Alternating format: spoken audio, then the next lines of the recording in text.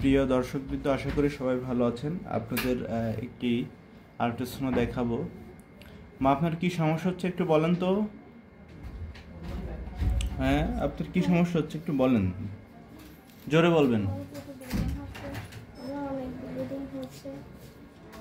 আচ্ছা, এর আগে আপনি ব্লিডিং 2 মাস মাসিক বন্ধ ছিল না, কত যেন 2 মাস, তারপরে হচ্ছে হালকা ব্লিডিং হয়েছিল না, তারপরে ডাক্তারের কাছে আসছিলেন, আসার পরে ডাক্তার দেখে বাচ্চার হার্টবিট পেয়েছিল, তাই তো? সাথে কিছু ওষুধ দিয়ে দিয়েছিল, তখন অল্প ব্লিডিং ছিল, আর এখন কি বেশি ব্লিডিং হচ্ছে, তাই তো? আচ্ছা, তো দর্শকবৃন্দ শুনলেন মায়ের কাছ থেকে। তো উনি প্রথমবার যখন আসছিল, তো আমি ওনার রিপোর্টটা দেখলাম, হার্টবিট খুব ভালো ছিল।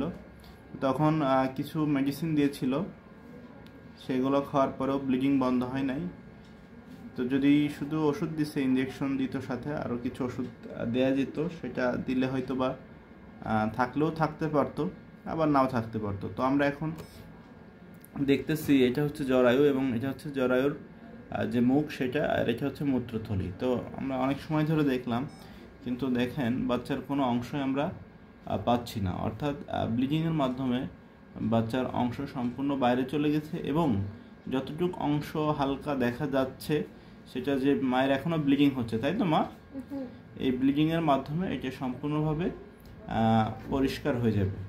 তো আপনাদের যাদের এরকম গর্ভাবস্থায় হার্টবিট আসার পরেও হালকা ব্লিডিং হচ্ছে, তারা অবশ্যই ডাক্তারের শরণাপন্ন হবেন, ওষুধ খাবেন, প্রয়োজনে ইঞ্জেকশন দিলে ইঞ্জেকশন ব্যবহার করবেন। এই মায়ের অল্প ব্লিডিং হচ্ছিল, হার্টবিট ছিল, এজন্য হয়তোবা ইঞ্জেকশন দেয় নাই যে ডাক্তার দেখেছিলেন, কিন্তু দেওয়া উচিত ছিল, দিলে হয়তোবা এই অঘটনটা নাও ঘটতে পারত।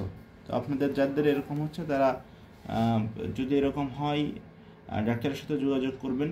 আর যদি কোনো পরামর্শের প্রয়োজন হয়, সরাসরি আমার সাথে কথা বলতে পারবেন টেলিগ্রামে যুক্ত হওয়ার মাধ্যমে। তো ভিডিওটি দেখার জন্য আপনাদের সবাইকে অসংখ্য ধন্যবাদ।